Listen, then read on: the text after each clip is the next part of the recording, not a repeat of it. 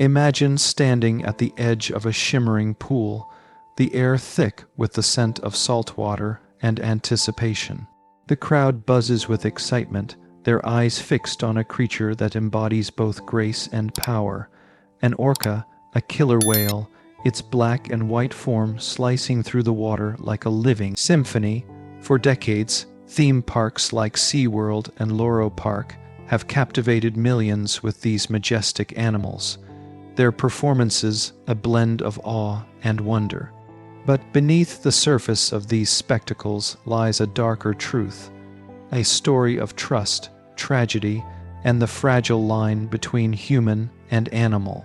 On Christmas Eve 2009, and again just 2 months later in February 2010, this line was shattered in two horrifying incidents that claimed the lives of two beloved trainers, Alexis Martinez and Dawn Brancho.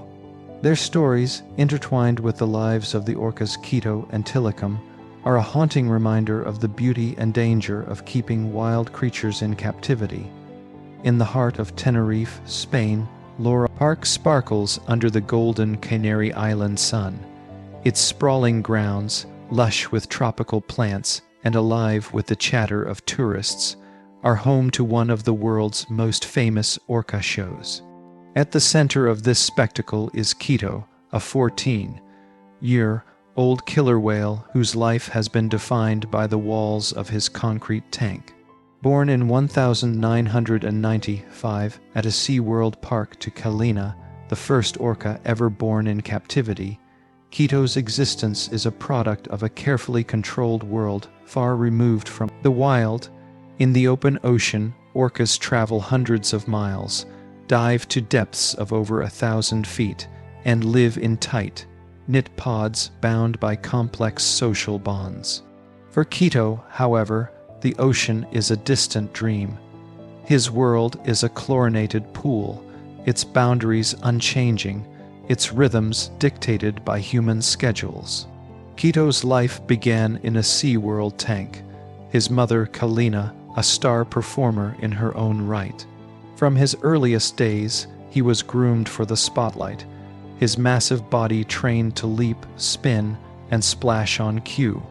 At over 6,000 pounds and 20 feet long, Keito is a breathtaking sight, his dorsal fin cutting through the water like a blade, his eyes gleaming with an intelligence that both captivates and settles. Over the years, he was shuttled between SeaWorld parks in San Diego, Ohio, and Texas, each move a testament to his value as a performer. By 2006, he had found a permanent home at Loro Park, where he became a key attraction, drawing crowds with his power and charisma. Keito even sired several calves, his lineage woven into the fabric of the captive orca industry. But life in captivity is not without its toll. Orcas like Keito are among the most intelligent creatures on Earth, with brains larger and more complex than those of humans. In the wild, they communicate through intricate vocalizations, hunt cooperatively, and form lifelong family bonds. In a tank, these instincts are stifled, replaced by repetitive routines and the constant pressure to perform. Trainers at Loro Park noticed subtle signs of stress in Keito, moments when his focus wavered, when his movements seemed less fluid. Yet, on the morning of December 24, 2009, no one could have predicted the tragedy that was about to unfold. Alexis Martinez was a man who lived for the sea. At 29, he was a seasoned trainer at Loro Park, his warm smile and quiet confidence earning him the respect of his colleagues. Born and raised in Spain, Alexis had always been drawn to animals, particularly the ocean's giants. His journey to becoming an orca trainer was one of dedication and hard work. Years of studying marine biology and animal behavior had prepared him for the challenges of working with creatures as powerful and unpredictable as orcas. To Alexis, his job was more than a career. It was a calling. He saw the orcas not as mere performers but as partners, each interaction a delicate dance of trust and mutual respect.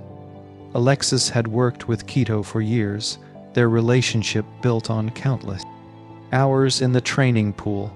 He knew the orca's quirks, his moods, the subtle shifts in his behavior that signaled contentment or unease.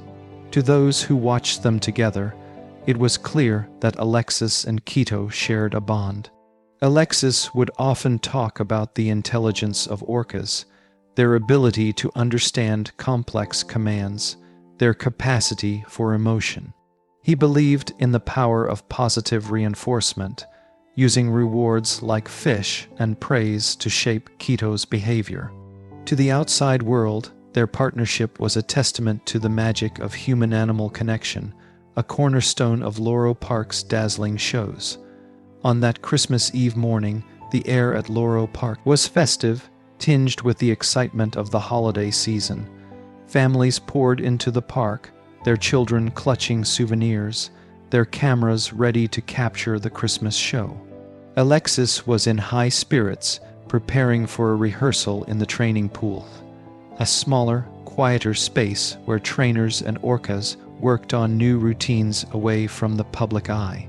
The session was meant to refine the choreography for the holiday performance, a spectacle that would feature Keito leaping through hoops, splashing the audience, and carrying Alexis on his back in display of harmony. As Alexis slipped into the cool water, his wetsuit gleaming under the Tenerife sun, he had no reason to suspect that this day would be his last. The rehearsal began smoothly. Keito responded to Alexis' cues with his usual precision, his massive body gliding through the water as he performed spins and dives. The other trainers, positioned around the pool, watched closely, their clipboards ready to note any adjustments. But as the session progressed, something changed. Keito began to falter, missing cues he had executed flawlessly countless times before. His movements grew sluggish, his focus drifting. To Alexis, it was a minor hiccup, nothing out of the ordinary for a creature as complex as an orca. He swam closer, offering encouragement, his voice calm and steady. Then, without warning, Keito's demeanor shifted. Another trainer, stationed at the pool's edge, noticed a chilling detail. Keito had positioned himself between Alexis and the stage, his body blocking the trainer's path. It was a subtle but deliberate act, one that hinted at a change in the orca's mindset. In the wild, orcas use their bodies to assert dominance or control space within their pods. In the confined space of the pool, this behavior took on a new, ominous meaning. When Alexis received the signal to swim to the underwater stage, a platform used for certain performance elements, Keito reacted with startling aggression. The orca leaned into Alexis, his 6,000-pound frame pressing against the trainer with a force that sent a ripple of alarm through the team. Alexis, caught off guard, struggled to maintain his position as Keito pushed him downward, pinning him to the bottom of the pool with his rostrum, the pointed tip of his snout. The water churned, bubbles rising in frantic bursts as Alexis fought to free himself. On the pool side, the other trainers sprang into action, their voices sharp with urgency. They issued commands that had always worked before, signals designed to bring Keito back to the surface, to restore order. But Keito, for reasons no one could fully understand, ignored them. For a fleeting moment, hope flickered. Keito rose to the surface, his blowhole breaking the water as he took a deep breath. The trainers held their breath, praying he would release Alexis. But their relief was shattered when Keito dove again, seizing Alexis in his jaws. When he resurfaced, the sight was one of pure horror. Alexis' lifeless body rested on the tip of Keito's rostrum, the orca's mouth closed around him. The trainers froze, their minds racing as they grappled with the unthinkable. Keito, still holding Alexis, seemed reluctant to let go, his massive form circling the pool as if asserting his control. The team scrambled to lure Keito into an adjacent pool, using every tool at their disposal: nets, food, signals. But Keito resisted, toying with the gate that separated the pools, his behavior unpredictable and defiant. Minutes ticked by, each one an eternity for the trainers who knew Alexis' life hung in the balance. Finally, they deployed a net, a last-ditch effort to separate Keito from his victim. The Orca, perhaps sensing the shift, swam into the neighboring pool, allowing rescuers to dive in and recover Alexis' body from the bottom of the training pool. What they found was devastating. Alexis' body bore the marks of a brutal attack: compression fractures that had crushed his bones, tears to vital organs, and bite marks etched across his skin. The post-mortem report was unflinching in its detail.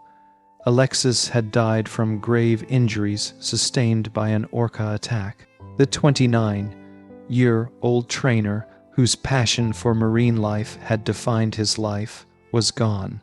His death left his family, friends, and colleagues reeling, their grief compounded by the knowledge that Alexis had died doing what he loved. At Loro Park, the festive atmosphere of Christmas Eve was replaced by a somber silence, the pool now a haunting reminder of the risks inherent in working with such powerful creatures. Just months later, on February 24, 2010, tragedy struck again, this time at SeaWorld Orlando, a sprawling theme park in the heart of Florida's tourist corridor. At the center of this tragedy was Dawn Brancho, a 40-year-old senior trainer whose name was synonymous with SeaWorld's killer whale shows. Dawn was a star in every sense of the word.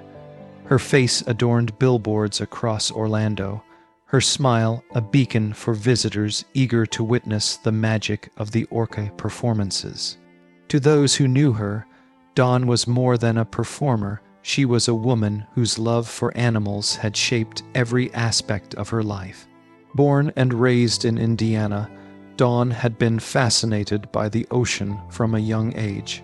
As a child, she would spend hours watching documentaries about marine life, dreaming of one day working with the creatures she admired. Her path to SeaWorld was one of determination and discipline. After studying psychology and animal behavior at the University of South Carolina, she landed a job working with dolphins at an attraction in New Jersey. Those 2 years honed her skills, preparing her for the opportunity of a lifetime, a position at SeaWorld Orlando, where she would train some of the most iconic animals in the world. Dawn's rise through the ranks at SeaWorld was meteoric. By 1998, just 2 years after joining the park, she had become a killer whale trainer, a role that required not only expertise but also physical prowess. Orcas are among the ocean's most formidable predators, capable of speeds up to 30 miles per hour and equipped with jaws that can exert thousands of pounds of pressure. Dawn knew the demands of the job and trained rigorously to meet them. She swam laps daily, lifted weights, and maintained a diet that kept her strong and agile. Her colleagues described her as a force of nature, her energy infectious, her dedication unmatched. At the heart of Dawn's career was her relationship with Tilikum, a massive orca, later become synonymous with controversy. Captured off the coast of Iceland in 1983, Tilikum was one of the largest orcas in captivity, weighing over 12,000 pounds. His life had been marked by upheaval, from his capture as a young calf to his years performing at various parks, including a stint at a now defunct facility in Canada, where he was involved in the death of a trainer. By the time he arrived at SeaWorld Orlando, Tilikum was a seasoned performer, his size and presence making him a star attraction. But his history carried a shadow, one that Dawn was well aware of. Despite this, Dawn and Tillicum shared a bond that seemed unbreakable.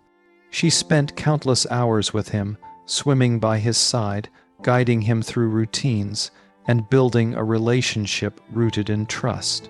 Those who watched them together spoke of a connection that went beyond training, a mutual respect that transcended the confines of the pool. Dawn often said that working with Tillicum was like communicating with a friend, his intelligence and sensitivity a constant reminder of the orca's complexity. "He's not just an animal," she once told a colleague, "he's a partner." On that fateful February day, SeaWorld Orlando was alive with the energy of a typical busy afternoon. The Dine with Shamu show, a popular attraction where guests enjoyed a meal while watching the orcas perform, was in full swing. Dawn, as always, was the star of the show, her presence commanding the stage as she guided Tillicum through a series of breathtaking maneuvers. The audience, seated at tables overlooking the pool, marveled as Tillicum leaped and splashed, his massive body sending waves crashing over the glass barriers. For Dawn, it was just another day doing what she loved until it wasn't. The show ended on a high note, the crowd erupting in applause as Dawn climbed out of the pool to take her place at the water's edge. She lay down next to Tillicum, her face inches from his, a ritual that had become a hallmark of their performances. It was a moment of quiet connection, a chance for Dawn to thank Tillicum for his work, to reinforce the bond they had built over years. The audience watched, captivated, as trainer and orca shared this intimate moment. Then, in an instant, everything changed. Without warning, Tillicum grabbed Dawn and pulled her into the water. Initial reports suggested he had seized her by her ponytail, a detail that would later be debated, with some accounts indicating he had gripped her shoulder. What followed was a scene of unimaginable horror.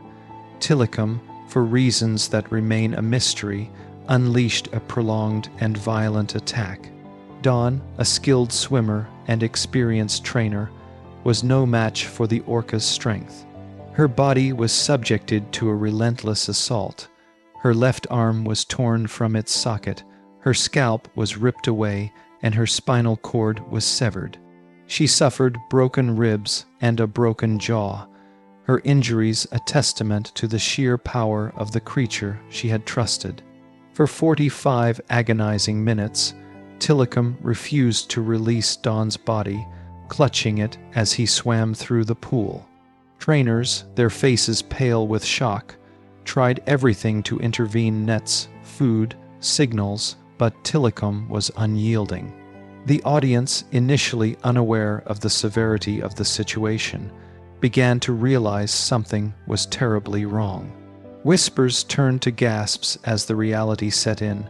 Finally, the team managed to guide Tillicum into a smaller medical pool, where he was easier to control.